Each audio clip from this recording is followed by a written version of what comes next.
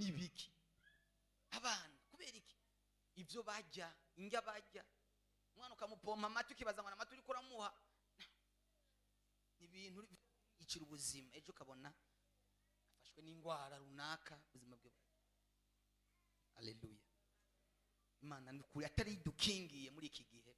Imana idukingire dushire ku burinzi bwayo n'ayandi yose n'imitego y'umugwanizi shetani imitego y'abadayimoni. Haleluya. Nagiye muri byinshi narinjye mu ijambo cyanje. Nowa, katwinjire kuri Nowa ngo abantu bamaze kugwira rero ngo havuka umuntu, havuka umugabo yitwa Nowa. Haleluya. Ngo Imana yitegereje abantu bose ibona ni babi ngo ariko Nowa we mingani muri tanguriro gice ca 6 ku murongo 8 ngo ariko Nowa we uhoraho aramutima. Murunganwe muri iyi generation Imana ikuravye igushime igutoranyemwo. Haleluya. Umuvyaye aravuga ngo uyu ni wazodukiza, uyu niwe azodutabara, uyu niwe azoduhindurira imibereho. Reka murunganwe gwawe ubu wo guhindura imibereho, ubu wo guhindura systeme z'ibintu. Semeni haleluya. Ngo ariko Nowa we Imana imwitegereje muri ugo rungano kuko yanihishwa n'ibizira bikorerwa mu isi akagenda ararira. Yari ameze nka Yeremiya hageze igihe yanka kuvuga kuko Imana yahaye impano Yeremiya yo kurira ngo hagere igihe ngo ayerera mu muji yambaye ubusa. Imana imugira nk'umusazi agenda ararira yirira umuji abo yitegereje bibi hakorerwa bihabera agira agahinda mu mutima. Nowa nawe yari afise agahinda mu mutima kundi siri kirapfa. Nimureke Imana iduha umutima wo kugira agahinda n'ibiriko birapfa, wo kugira agahinda k'ibiriko birononekara. Imana iduha umutima wo kubabara tubabajwe n'abariko barapfa batamenya umwami. Semeni haleluya. Batamenya umukiza. Imana igushiremo umutima, Imana igushiremo akamoteri ko kubabazwa n'ibitagenda neza. Umva ubabaye, wumve wobwira Imana Imana haleluya nkoresha ndahari, nkoresha ndibo. Erega Imana irakeneye abantu ikoresha. Imana ikurobanure mu bikoresha muri rurunganwe. Imana ikurobanure nk'uko yarobanuye Nowa. Hari abakobwa n'abapapa n'abasore bagiye gurobanurwa n'Imana. Imana igiye gukoresha muri rurunganwe. Sema haleluya. Kandi nagenda kubwira Imana ntikeneye abakomeye ahubwo ikeneye abikomeza kugira ngo ibakoreshe ibikwiriye mu izina rya Yesu. Nabwo ikeneye abize amashuri menshi ahubwo ikeneye abo yigisha. Sema haleluya. Ikeneye abantu yigisha, ikeneye abantu itegura, ikeneye abantu. Vuga jewe Mana nkoresha muri iki gihe, nkoresha muri urunganwe. Semeni haleluya. Nkoresha Nowa. Imana namubwira ngo genda ubaze ubwato, ngiye kumara abantu bose, ngiye kubica. Nowa yakiriye message ayishira abantu, arababwira ngo Imana yambwiye kwigiye kurimbura isi, nimuze twubake ubwato. Yambariye kwigiye kuyirimbura kandi izoyirimbuza amazi. Muze twubake ubwato, nimuze twubake ubwato. Gukorera Imana kwacu tuko turubaka ubwato, kuza gusenga turiko turubaka ubwato, kuza mu gikorwa c'Imana turubaka ubwato. Haleluya. Turiko turubaka inkuge, turiko turubaka ubwato. Igihe kimwe tuzobwinjiramo. Abantu batangura kumugaya baramuseka. Kandi nababwira yuko Nowa ntabwo yatanguye kiriya gikorwa ari wenyine n'umuryango wiwe, iri kumwe n'abantu benshi. Ariko kubera ko igikorwa cyabaye kirekire baradendebukirwa bacika intege bashishikara kuvamo. Nowa yabajije bujya bwato imyaka 120. Imyaka 120 ariko arubaka buriya bwato. Bararambigwa, barareka, baragenda asanga asigaye wenyine n'umuryango wiwe. nagenda kubwira abandi nubwo boreka gukorera Imana, weho uze watura ijambo nka ryari ndi Yoshua yatura, aravuga ngo jewe n'inzu yanje, jewe n'umuryango wanje tuzokomeza kugendanira Imana. N'igihe abandi bose bazoba babivuyemwo, uze usigare wenyene, uze ubigumemwo wewe ubwawe. Haleluya! No wasigara wenyene, abandi bose bananiwe. Nagenda kubwire ngo igihe abandi bose bazoba bananiwe, Imana iziguhagurutse. Nimwanyumvise neza. Igihe abandi bose bazoba badendebukiwe, abariho Imana izocomekamwe impano yayo, izocomekamwe amavuta yayo. Ukora ibikomeye mu gihe cyawe, ukora ibidasanzwe mu gihe cyawe, byakira utere haleluya. Nowa nurunganwe n'umuryango wiwe gusa. Turiko turabaza baduseka, turiko turaza gusenga badutuka, turiko turaza gusenga batuvuga nabi. Shishikara ubaze, shishikara ukorera Imana. Haleluya! Barabaza barashishikara. Nagenda kubwire hari impera z'abantu bari barakora, hari ingero. Imana igiye guhemba abantu bariko barabaza, bariko barakora, bariko barashishikara, baritanga. Igihe abandi bose bariko baradendebukirwa, weho ntudendebukirwe, weho ntucike intege. Semeni haleluya! Numvise ijambo rinkorokeyemwo, birivuga ngo Yesu amenye yuko agiye gusozera igikorwa, ngo aduga ku musozi gusenga. Ariko arasenga, intege zaheze, atanguye kubiri yashu y'amaraso. Muri ako kanya Imana ikirungika marayika, araza amutera urushinge rumwongera inkomezi, ngo yumva imbaraga zirinjiye, yumva inkomezi zirinjiye muri we, yumva akantu kamusunika, kamoteri kamusunika kubandanya. Reka Imana ikongera inkomezi kuri uyu mugoroba. Igihe abandi bose bazoba bacitse intege bibananiye, abandi bariko barasinzira, weho ubandanye. Semeni haleluya!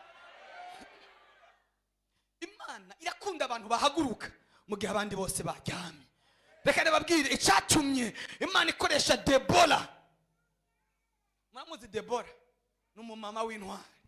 Icyatumye Imana imukoresha mu gihe ciwe ni igihe abagabo bose bari basinziriye. Haleluya! Mu gitabo cy'abacamanza abagabo bose baryamye, Imana ibura umuntu, ikihagurutsa Debora, iramubona umuntu ahari.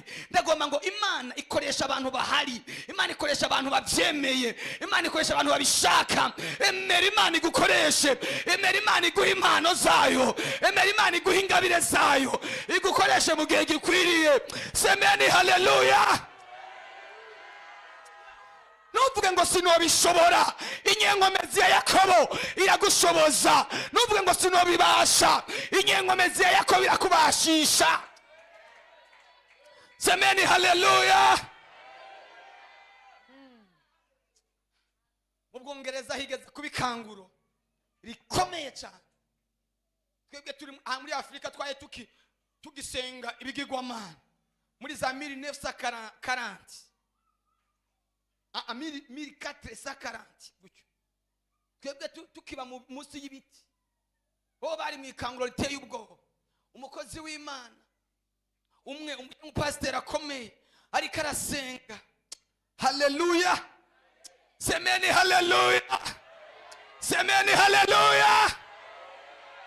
Umukobwa wiwe umwe ararota, abona umugabane utaramurikirwa n'umuco, abona abantu bakiba munsi y'ibiti, baba mu tuzu tw'ivyatsi, ntiyasobanukirwa uwo mugabane. Haleluya! Agiye kubisobanuza se wiwe, abivuga mu rushengero. Haleluya! Umukwe wiwe arahaguruka, aravuga ngo ndagenda nje kuraba uwo mugabane. Semeni haleluya! Ndagenda nje kuraba uwo mugabane. Reka Imana ikugirire neza, iguha imbaraga, iguha amavuta yo guhaguruka, yo kuja kuraba iyindi migabane itaramurikirwa, haleluya! Uyu mugabane nta wundi wari Afrika. Semeni haleluya! semeni haleluya. Nico gihe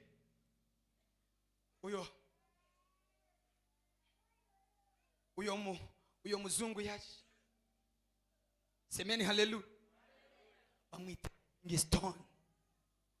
ahantu yashikiye yasize urwibutso, ndahababwiye ni mu Burundi.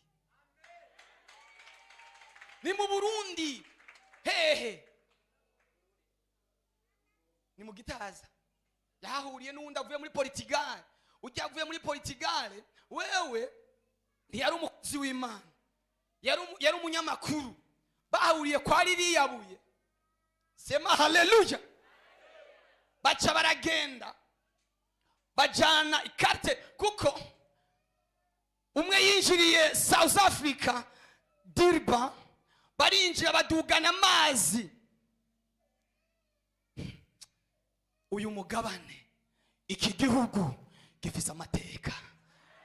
Iki gihugu wicayemo gifise amateka. Imana iragomba gukoresha ku yindi migabane.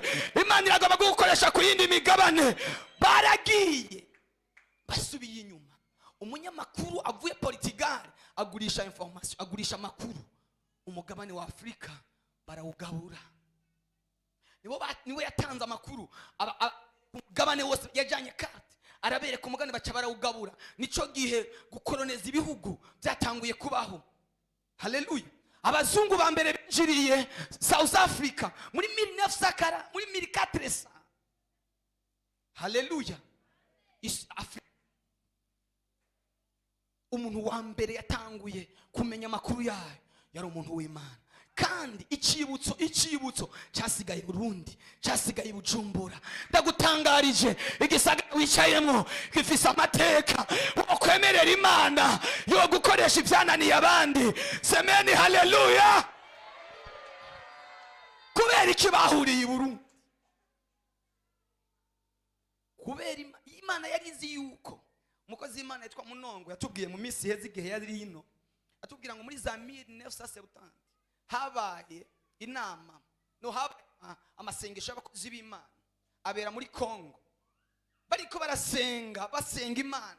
Imana irababwira ngo hagiye kuzoba ubuvyutse bwa nyuma, kandi ubwo buvyutse nta handi buzohera i Burundi. Iyo tubanye abakobwa n'abasore baryamye biratangaje. Niwe Imana ikeneye kugira ngo ujane ubuvyutse mu Bwongereza, baramaze kuryama. Niwe bamenye umugabane wacu batuzanira ubutumwa, ariko barasinziriye. Dukeneye kugenda kubakangura, dukeneye kuja kubavyura. Sema haleluya. Nimwakira imbaraga z'Imana kuri uyu mugoroba, zibakoresha ibyananiye abandi, zibakoresha ibikomeye. Sema haleluya. Umva, Imana niya kujana ukabona ugiye mu Bwongereza, ukabona ugiye muri Amerika, ukabona umva, ikizoba kikujanye n'igiki nukuja kuvyura biriya bihugu byajyana. Oya, sukuja kujya no kunywa, sukuja kuyambira mu gisagara. Oya, nukugenda guhindura, nukugenda kubaka, nukugenda gusuka amavuta, ibintu bihinduke mwa biriya bihugu, kuko Yesu agiye kuza. Kandi ntabwo ashobora kuza hatabaye ubuvyutse bwa nyuma. Reka ndababwire, isi igizwe, nari babwiye kwa Mungu mega ku mugoroba, igizwe hafi miliyaridi 8 z'abantu ziko zirashaka kuzura. Ariko nagenda babwire yuko nta miliyaridi 3 z'abantu bakijijwe zihari. Habyumva?